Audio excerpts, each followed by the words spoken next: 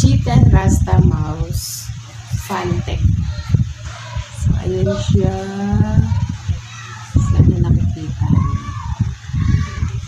Binili ko to sa Shopee. 193 each. Darating lang today. 4 yung binili ko. 3. And oops, wrong. 4. So, 4 yung binili ko. I-unbox ko tong isa. Ang nakalagay dito is G10 Rhasta Fantech. In-order ko sa Shopee. So, ang nakalagay dito is technical specification niya is gaming optical, labong mata ko, sensor. On-the-fly adjustable DPI. Tapos 3 million click lifetime. Tapos yung haba ng cord niya is 1.8 nylon pala siya. Nylon branded cable. Tapos silicone rubber roller. Yung roller niya. And then chrome luminous logo. Low friction feel. Then ang size niya is 118mm by 64mm by 34mm. So, eto, unbox ko siya.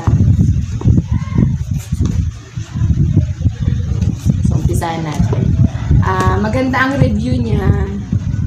Kaya, itatry ko, bumili ko. Kasi, yung mga mouse ko, medyo hindi na maganda. Ayokong mag-repair. Kasi ganun din ang kalalabasan. Saka bala ko naman napalitan talaga ng medyo maganda-gandang klaseng mouse. Yung mga gamit ko dun sa computer shop ko. So ito, bubuksan natin. Yan. Ang box pa lang, maganda. Unlike dun sa ibang mouse na nabibili natin. Kung yung unang box, yun lang. So, yung second box pa siya, talagang sealed siya. Hindi talaga siya masisira or madidikwan pagka binagahin. Kasi yung box niya makapal, parang sa cellphone. So, eto siya. Tsura niya. So, natin. Tapos, eto may manual. Yung mouse.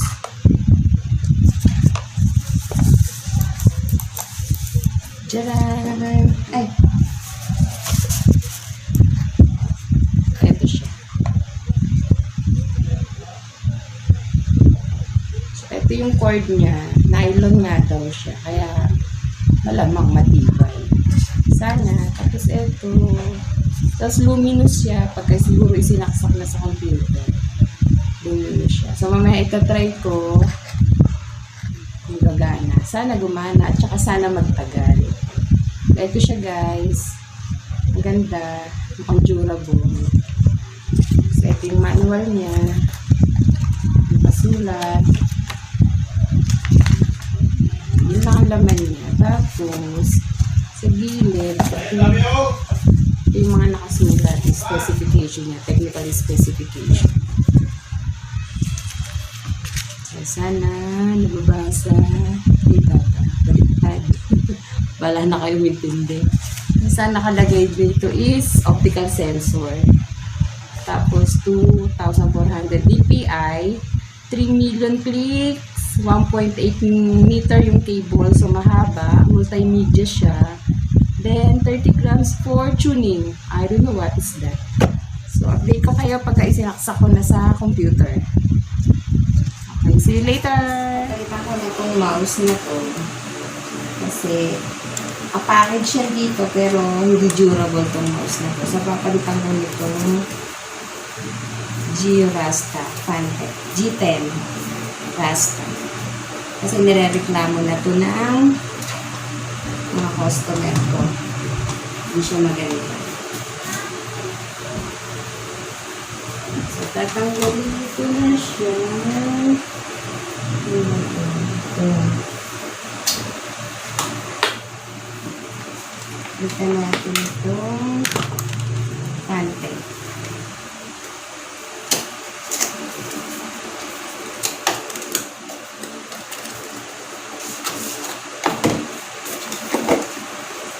Binili ko to ng package. So, talaga pagka-package, ganito yung mouse. Hindi siya tumatagal. So, better na bumili ng separate na mouse.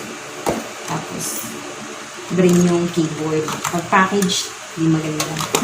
Or siguro, depende sa brand at saka sa price. Kasi ito, mumu ko lang siya binili. So, kaya papalitan ko na almost 2 months nang nagamit.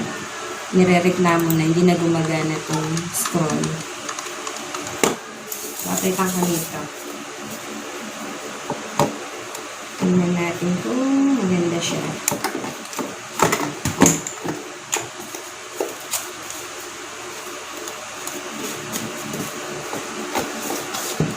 Ay.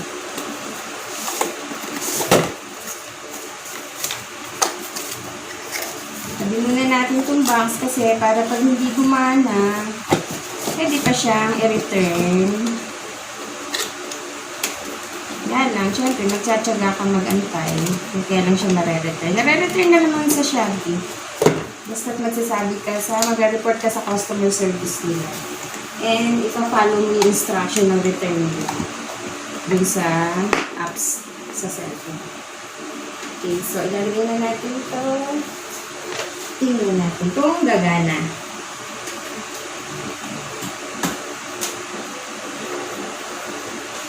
Ini siya, ang haba ng cord niya, 1.8 meter. So, mahaba siya.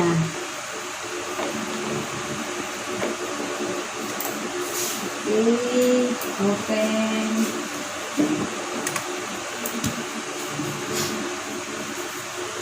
So, ayun, inilaw na siya.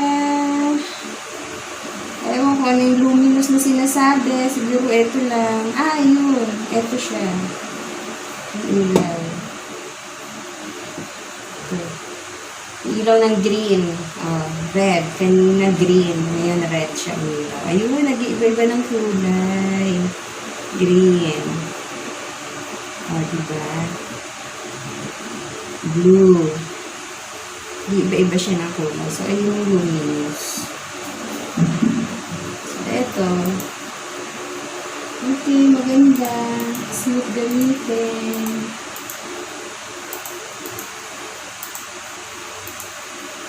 Ay, ang lambot niya guys. I-click.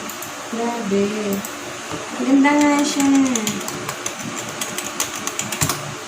So, sana magtagal. O, diba? Nag-iiba-iba ng color yung ano niya.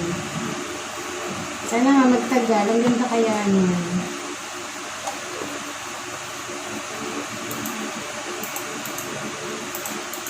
Soft. Soft siya. Soft siya gamitin. So, that's it.